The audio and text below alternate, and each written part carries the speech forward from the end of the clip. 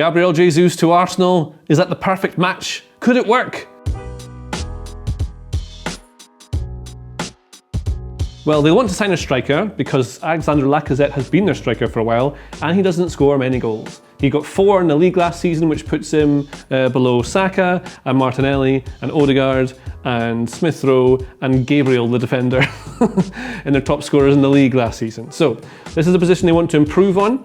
There are certain things that Arteta's striker does within his system that the player he wants to play that role has to be able to do, namely press from the front and also to be able to drop deep to allow these players like Martinelli, Saka and Odegaard to come in and be attackers. So if you think of the way they play, Arsenal's strikers is not the number 9. Their strikers are really their wide forwards who essentially play like a front 2. Saka and Martinelli like this. If you think of Liverpool actually, like Firmino always plays in that front 3 or something did for a long time, but he tends to be a bit deeper to perform more of a diamond in the midfield, and their goal scorers are the wide forwards who start wide and come inside like this. And Jesus is not a prolific goal scorer either, so he's only scored double figures, I think it's twice, yeah, in 6 years at Man City, that's what he's done. He's also only started over 20 league games 3 times in that period, so he'll want to play more, have more regular starting position. He often comes off the bench for Guardiola, or is used in specific games like one against Real Madrid where he was almost a wing back. So why do Arsenal want Jesus in particular so much? What's he going to do that other strikers don't? There's a quote from Guardiola which might help reveal that. He said, "When we need runners and players that help a lot with our high intensity and high pressing, he, Jesus, is the best in the world. Thanks to him we can stay high and be so aggressive." So aggressive. And so that's what he wants to do. They want Jesus to be the guy who helped lead the press. It's all about how Arsenal play and how they win the ball back. If we look at the FBref profiles of Alexander Lacazette compared to Jesus, this is what Alexander Lacazette is good at, the things above like 75%. So this is him compared to other forwards in the top 5 leagues over 365 days. So if he's green, he's in the top percentile in the top 5 leagues. You see, he's good at assisting, creating shots, and also, weirdly, you wouldn't expect this from Lacazette, applies a lot of pressures and makes a lot of tackles. There's a lot of examples of him coming deep to win the ball and then going forward from there. But he's not very good at scoring. His non-penalty goals, 0.1 per 90, as suggested with the 4 goals all season in the league.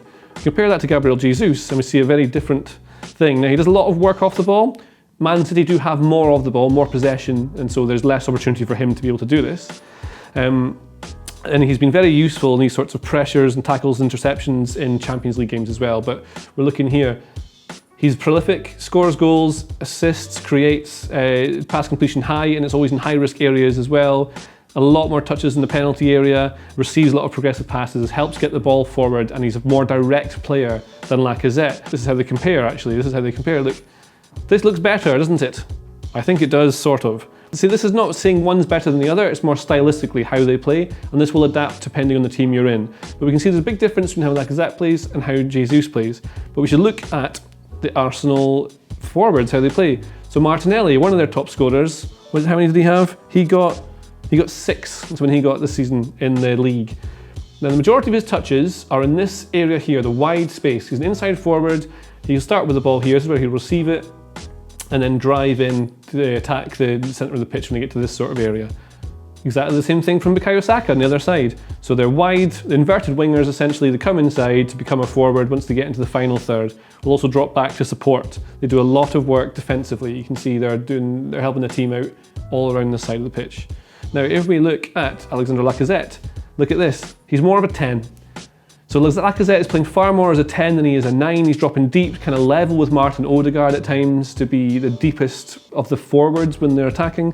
And he's even dropping deep to be like a playmaker from, like as far deep as this, look. It's the red kind of shows you what they're doing. But look at Gabriel Jesus. He's a winger. He's not a central forward. This is where his touches were, the majority, for Manchester City in the Premier League in 21-22.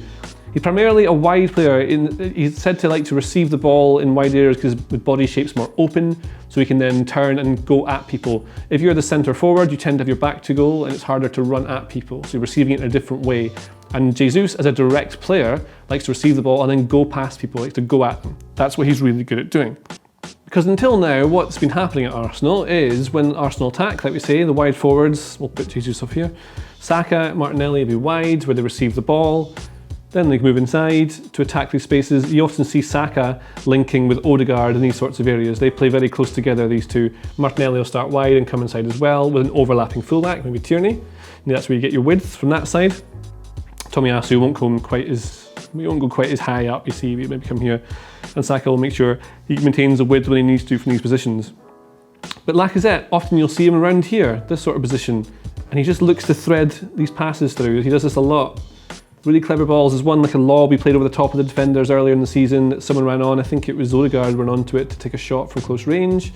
But he will often regularly drop deep, and it creates a problem because what happens is you sort of create this gap. So the centre backs are used to marking someone. So if you're here as a centre back, you can watch him, you stay tight. Once he leaves that position, then they have to watch someone else. And a lot of what I think Arteta is trying to do with his forwards is find players who start from slightly deeper or slightly wider areas, and it's all about timing. So they time their runs to get into these positions. These are the high value positions to be in to score.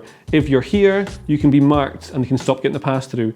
If you make a run and time it and the ball comes in at the right time, that's very hard to defend against. And I think that's what he wants to do with his forwards. And why he'd want someone like Lacazette, where he's been playing there. Now Jesus does the same sort of things for Manchester City. Often out wide in the wide areas like Martinelli, often out wide like Saka, like we've seen from his touch map, often out here. But you can play as a central striker as more of a false nine as well. The thing is, when he gets the ball, he then wants to move forward. Rather than passing it and creating things like that, he will look to combine with players and get in behind the last line to finish, well, chances. That's what he wants to do. But when he gets to wide areas like this, with the ball at his feet, what Jesus will do is take a player on and go past him. Lacazette can't really do that. He's not got the acceleration, the pace to be able to do that, the explosiveness. He doesn't have it. He's more of a deeper player. He's like the guy in five-a-side who was up front and now plays at the back. It's you and me. So this is Jesus. We're playing here as for Arsenal as part of a kind of false nine, maybe an actual straight nine here. But the other thing he's going to do from this is lead the press. He is one of the best in the world at doing this sort of thing because he reads the game really well and then he attacks the person on the ball. And I can show you it with numbers as well and how that'll affect Arsenal. Yes, this is PPDA, so the passes per defensive action, and the lower the number, the more intense the press, how high up they win the ball back. That's what you want to measure with this. Now, Arsenal are in the middle, there. It's not actually that intense. And we can look at this as well. We can see how they've changed over time. So this is the Lundberg era, Emery here, Arteta, largely kind of balanced, but slowly they're trying to get to be more of a pressing team and win the ball higher up the pitch. That's what they want to be able to do. But this is what you get from Jesus. You get real hard work off the ball. Lacazette tried hard as well and won the ball back a lot, but then you get more directness from him. You can run at players, go past them, you can create, combine really well and do all that. But tactically, he's very, very useful. He's extremely intelligent with his positioning. There was a game against Real Madrid in the Champions League where he played on the left side of what was essentially Man City's 4-4-2 that they started playing a couple of seasons ago, like this. And so his job was to track Dani Carvajal whenever he came back, and this is what we did all game long, was just tracking him. So they would look like they were playing a five with wing backs. He wasn't actually playing as a wing back, he was playing as a forward or a wide midfielder. But his tactical role in that game was to stop this overlap, which Real Madrid always make, with Dani Carvajal making the overlap there. Really, really defensively disciplined, does the work you want him to do, and has the quality in the final third to be able to create. And he's a goal scorer. He doesn't score prolifically, but he's been used in wide positions. I think he's more of an inside forward or a winger than a nine. But as a nine, he'll give you the pressing from the front that you need in that team and what Arteta wants and what Guardiola got out of him as well. So there are better players up front. Erling Haaland's a better striker. That's what he is. He's a better forward than that. But Gabriel Jesus will give them something up front that they haven't had as of yet under Arteta, and should make them a better pressing team and also make use of the ball when they win it in those high areas. And that's basically what he does.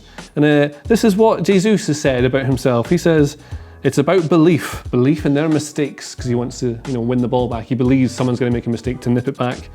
We are human and can make mistakes, so I believe always and I press a lot. It is one of my powers. And who doesn't like powers? Idiots. I don't know, maybe you like powers. So yes, that's Gabriel Jesus at Arsenal, and whether it would work, and the answer is yes. If you like this video, please consider subscribing to the channel. The Athletic is where the Ralph Rangnick to Manchester United story broke, where a team of journalists have provided unrivaled coverage of Newcastle United's new ownership, and where dedicated writers cover every Premier League team no matter their place in the table. And you can try it free now for 30 days.